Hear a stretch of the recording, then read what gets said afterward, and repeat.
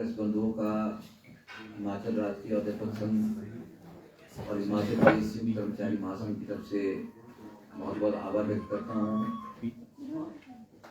और साथ में खेद भी प्रकट करता हूँ कि हमने पिछले कल इस प्रेस वार्ता का आयोजन रखा था और हम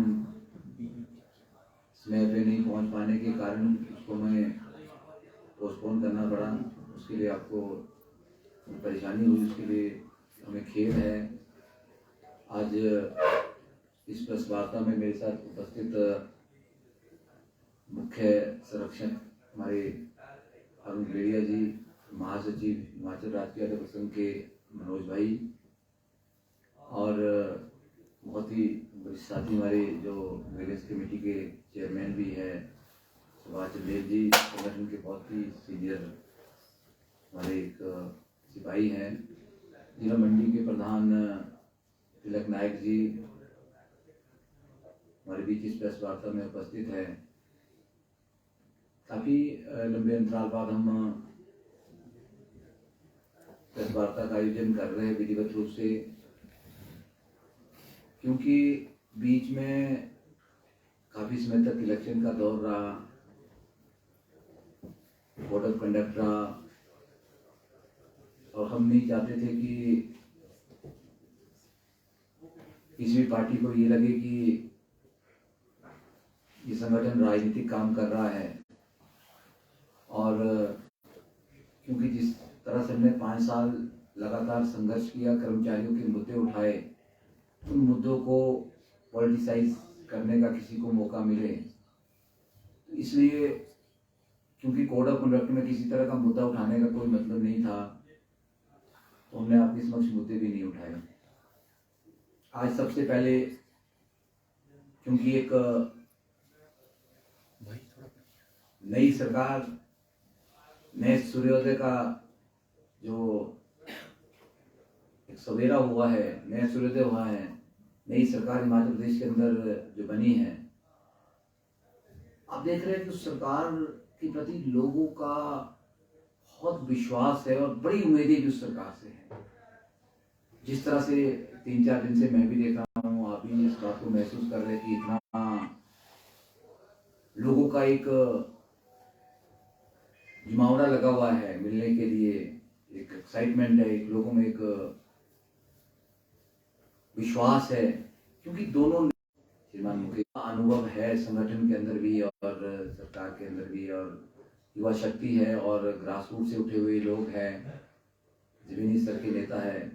तो शायद इस वजह से कर्मचारियों का, आम जनता का बहुत बड़ा विश्वास है, उनकी बहुत बड़ी जवाबदेही भी शायद बन जाएगी हिमाचल की जनता के लिए। तो मैं ऐसी दोनों शख्सियत को आज पूरे कर्मचारियों की तरफ से बधाई देना चाहता हूं और साथ ही साथ ये भी कहना चाहता हूं कि हिमाचल के कर्मचारियों ने, हिमाचल की जनता ने आपको बहुत प्यार दिया है, बहुत विश्वास किया है, आप उन उम्मीदों पे खरा उतरे। इससे पहले भी सरकारें रही, इसके बाद भी सरकारें होगी, लेकिन 5 साल का जो सरकार का कार्यकाल रहा है उसके ऊपर थोड़ा सा मैं जरूर कहना चाहूँगा कि जो 5 साल तक भारतीय जनता पार्टी की सरकार रही, क्योंकि मैं टिप्पा टिप्पणी तो नहीं करना चाहता हूँ, उससे कोई फर्क ज़्यादा पड़ने वाला नहीं है, पर कुछ चीज़ें जिसकी वजह से सरकार आज सत्ता से बाहर हुई, जो बार बार एक नारा सरकार के द्वारा दिया जा रहा था कि हम रिवाज बदलेंगे, हम इतिहास बदलेंगे, ना इतिहास बदला ना रिवाज बदला, उसके पीछे पार्टी की अपनी सोच हो सकती है, लेकिन कहीं ना कहीं पार्टी को, सरकार को जमीनी स्तर पे काम करने की आवश्यकता थी। जितना इन 5 सालों में कर्मचारी वर्ग फ्रस्ट्रेट हुआ है, प्रताड़ित हुआ है, निराश हुआ है, जितना कर्मचारियों को कुचला गया है इस सरकार के अंदर, जिस तरह से कर्मचारियों की बोलने की आज़ादी, अभिव्यक्ति की आज़ादी को छीना गया इस सरकार के द्वारा, ऐसा इतिहास में हमने कभी पहले नहीं देखा। मेरी भी 22 साल की नौकरी होगी, इतिहास के अंदर दो ऐसे मुख्यमंत्री कहलाएंगे जो कर्मचारी विरोधी मुख्यमंत्री रहे, आम लोगों के विरोधी मुख्यमंत्री रहे, जिन्होंने डेमोक्रेटिक सेटअप को खत्म करने का प्रयास किया। एक अपने आप में इतिहास करने, डेमोक्रेटिक संगठन होते हैं, उनको बोलने की आजादी होती है, उनको अपनी बात को रखने का एक संवैधानिक अधिकार है, लेकिन इस सरकार ने कहा कि जो बोलेगा वो तड़ीपार होगा, जो अखबार में जाएगा, मीडिया में जाएगा, बाकायदा चिट्ठी निकाली गई विभाग के द्वारा, उसके खिलाफ फलाने नियम के तहत कार्रवाई की जाएगी। मतलब हम मुद्दे भी ना उठाए। जब हिमाचल राजकीय अध्यापक संघ ने और मैंने जब मुद्दे उठाने शुरू किए तो तरह तरह के शो कॉज नोटिस मुझे आए। 2019 से लेकर लगातार मेरी चार्जशीट, अभी बड़ी बात होती है कुछ लोगों को, ये तो चार्जशीट हो गया, पता नहीं लोगों को लगता है कि बड़ा भारी मुद्दा हो गया। मेरी 3-3 चार्जशीटें बनाई सरकार ने, जवाब दिया, रिप्लाई दिया, उस जवाब का भी चार्जशीट बनाया कि आपका जवाब ठीक नहीं है। आप सोच सकते हैं जवाब देने के लिए भी चार्ज, कितना प्रताड़ना होती है, इसकी सीमा होती है। हमारे ऊपर एफआईआर की गई, झूठी एफआईआर। हम अगर बोले कि पीटीए को नियमित स्केल दो, पीटीए को नियमित करो, तो भी हमने गुनाह कर दिया, उसकी भी एफआईआर कर दी, हम मुलजिम हो गए। तो इस तरह की मानसिकता के साथ ये सरकार आगे बढ़ी, हमने फिर भी उफ नहीं की। जब सरकार को लगा कि भाई ये तो कुछ डरने वाले नहीं है, और अनगिनत मुद्दे थे सरकार के समक्ष जो हमने रखे, मुझे लगता है सरकार को, पिछली सरकार को इंट्रोस्पेक्ट करने की आवश्यकता है कि हम हारे क्यों, कर्मचारी हमारे विरोधी क्यों हुए। वीरेंद्र चौहान ने कर्मचारियों को नहीं फुसलाया, वीरेंद्र चौहान ने कर्मचारियों को सरकार विरोधी नहीं बनाया। मेरे ऊपर एक आरोप लगा कि वीरेंद्र चौहान ने वो कर दिया, वीरेंद्र चौहान ने वो कर दिया। मैंने एक शब्द भी सरकार के खिलाफ नहीं बोला, मैंने मुद्दे उठाए। जब छठा वेतन आयोग आया तो हिमाचल के इतिहास में पहली बार होगा कि हम पंजाब से हर कर्मचारी पिछड़ गया। मैंने एक एक आंकड़े इसी हॉल में, इसी प्रेस रूम में आपको बताए, सबको बताए। जब वो आंकड़े आगे चले, सरकारों को लगा कि इसमें तो बड़ा भारी हेरफेर है, ये तो कर्मचारी जाग जाएंगे, पता लग जाएगा। और आज से पहले शायद ऐसा नहीं हुआ, किसी ने एजुकेट नहीं किया, किसी ने वो आंकड़े इतने दिल खोल के, इतनी हिम्मत करके नहीं बताया, किसी को नॉलेज नहीं होगी। जब ये बातें सामने आई तो सरकार ने एक पैरेलल जो है चाटुकारिता के एक ग्रुप खड़ा कर दिया, जो गैर मान्यता प्राप्त लोग थे, उनको संगठन का जिम्मा दे दिया। वो रोज बोलते रहते थे, रोज मेरे को कोसते रहते थे। हम फिर भी डटे रहे, हमने संयुक्त कर्मचारी महासंघ बनाया। मैं उन कर्मचारियों को आज बधाई देना चाहता हूं जिन्होंने हमें सहयोग किया। हमने 4-5 जिलों में बड़े बड़े संघर्ष किए और हमने एक पटकथा तैयार कर दी संघर्ष की। उससे देखिए, अगर उस हिमाचल प्रदेश के अंदर कर्मचारी संघर्ष की बात करें तो वीरेंद्र चौहान के संगठन ने और मेरी सोच ने हिमाचल प्रदेश के अंदर संघर्ष शुरू किया। ये बात आप सब जानते हैं, मुझे लगा आपसे तो कोई जान नहीं सकता। हमने इसी प्रेस रूम में जो है एक नया इतिहास लिखा और हमने एक संयुक्त कर्मचारी महासंघ बनाया। हमने एक पूरा प्रोग्राम चॉकआउट किया, जिलावार हमने धरने किए। उसमें हमने सारी एक एक चीजें बताई कि किस तरह से कर्मचारियों को 4-9-14 का लाभ खत्म हुआ, किस तरह से हम पेक मिशन में पिछड़े, किस तरह से हमारी जो है जो राइटर की बात की जाए, जो राइटर कभी खत्म ही नहीं हो पाया, किस तरह से राइटर की कंडीशन हमारे ऊपर है, कैसे राइटर को उठाना है, कैसे 1-10-12 की नोटिफिकेशन की वजह से कर्मचारियों को नुकसान हो रहा है, किस तरह से जो है हमारा जो है सरकार जो है जो डीए है, जिसके लिए आज भी हम तरस रहे, 7% डीए सरकार इलेक्शन में जाने तक आज भी नहीं दे पाई। आज भी हमारा जो है जुलाई और जनवरी का 4 और 3-7% डीए ड्यू है। कोई सरकार ऐसी नहीं होगी भारतवर्ष की जो इलेक्शन में जाती है और डीए नहीं दे पाती कर्मचारियों को। पहली सरकार होगी मेरे ख्याल से। ये हारने के कारण बता रहा हूं मैं सरकार को। ये अगर बोले कि हम उसकी समीक्षा करेंगे तो समीक्षा ये है।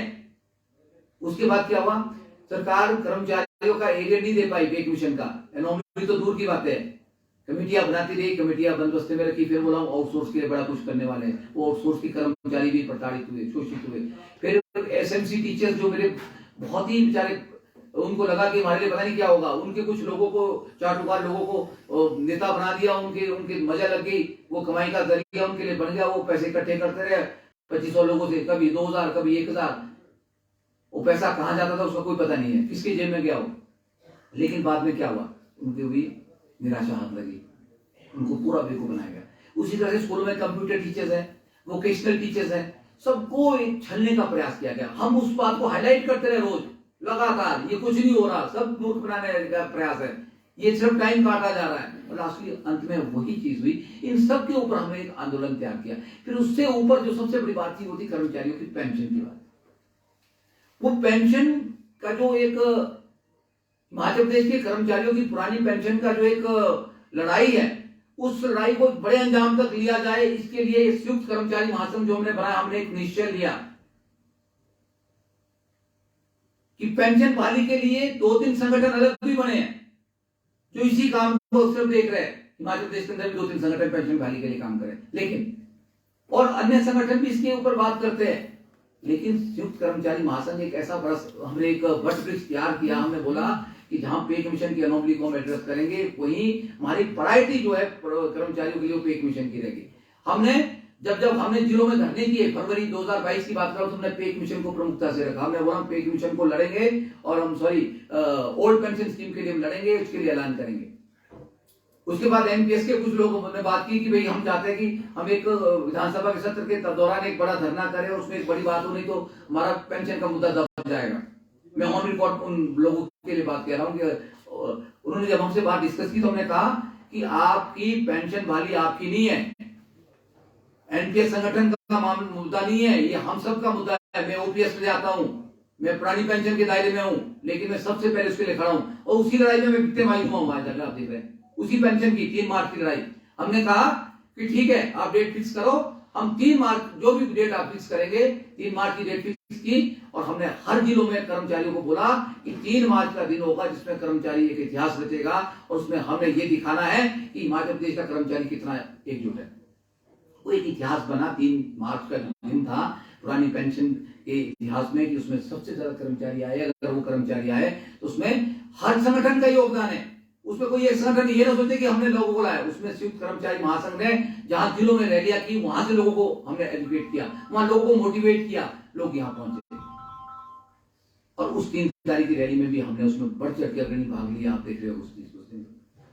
और वही मार पड़ी कि हिमाचल प्रदेश में संयुक्त कर्मचारी महासंघ के 10 पदाधिकारी जो है 14 तारीख को जो है उनकी स्थानांतरण आदेश हुए, जिसमें हमारे जो संयुक्त कर्मचारी महासंघ में भी हमारे पास एडवाइजर थे, प्रिंसिपल चेयरमैन अरुण गुलिया जी, इनको उत्तराखंड के बॉर्डर में भेजा गया। मेरे को चांजू के बॉर्डर में, उधर चांजू तीसरा का लास्ट पॉइंट जो उधर भेजा गया। हमारे उसके क्या कहते हैं मंडी के प्रधान है, आपको कुछ की ऐसे इंटरव्यू भेजा गया जहां पे आज तक का सबसे रिमोटेस्ट एरिया होगा। ऐसे हमारे बहुत से लोगों को भेजा गया। हमने उफ नहीं की, हम चले गए। कोई हर लड़ाई को प्राथमिकता से लड़ा और आगे भी लड़ेंगे। जो 5 साल तक मजा लेते रहे, गुमराह करते रहे, आज वो मजे के स्टेशन लेके चले गए, उनको कोई मतलब नहीं था। ये सिलसिला चलता रहेगा। सरकार बदली है, ये चाटुकारिता की हदें चलती रहेगी। मैं ये कर्मचारी को आज बताना चाहता हूं इस मंच से कि नई सरकार में नए लोग खड़े हो जाएंगे। जो लोग बिलों में घुसे थे 5 साल, वो निकलेंगे, वो बोलेंगे हम ही हैं जी आपके सर, बाकी तो कोई नहीं। हमने सरकार सत्ता में लाई है, हमने पता नहीं क्या कर दिया, हमने तो तूफान से किस्ती लाए हम निकाल के, और हमें अब वो पद चाहिए। तो ये हिमाचल प्रदेश की जो सरकार बनी है, 2 बड़े बड़े चेहरे हिमाचल प्रदेश के अंदर जिनको बड़ी जिम्मेदारी मिली है, मुझे लगता है वो अच्छी से जानते हैं। वो बहुत ही विवेकशील है। संगठन से जो लोग हैं वो भी जानते हैं कि कौन आदमी कहाँ डिजर्व करता है, किसने सेक्रीफाइस किया, और ये जानने की आवश्यकता भी है। और हिमाचल प्रदेश के कर्मचारियों को इस बात को जानना होगा कि हम भावना में ना बहे। कर्मचारियों के मुद्दे प्रायोरिटी पे होने चाहिए। मेरे लिए तब भी थे, मेरे लिए आज भी है। कुछ लोग ये भी बोलेंगे कि वीरेंद्र चौहान तो अब तो सरकार की गोदी में बैठ गया। मैंने आज तक भी अपनी ट्रांसफर की बात नहीं की, कल भी बात नहीं हुई है। आपने देखा होगा कल हमने माननीय मुख्यमंत्री और माननीय उप मुख्यमंत्री के लिए हिमाचल प्रदेश के कर्मचारी इतिहास में सबसे पहला और सबसे बड़ा कार्यक्रम किया, ढोल नगारों के साथ अभिनंदन किया। आप सबने कवर किया, आप सबका बहुत बहुत आभार। उसके पीछे मंशा ये नहीं थी कि वीरेंद्र चौहान को कोई ट्रांसफर कैंसिल करवानी है, कोई भर्ती का स्टेशन चाहिए। कल मेरे और मेरे की साथी ने ये बात नहीं की कि हमारे को स्टेशन दो जी, या हमारा प्रधान विक्टिमाइज है।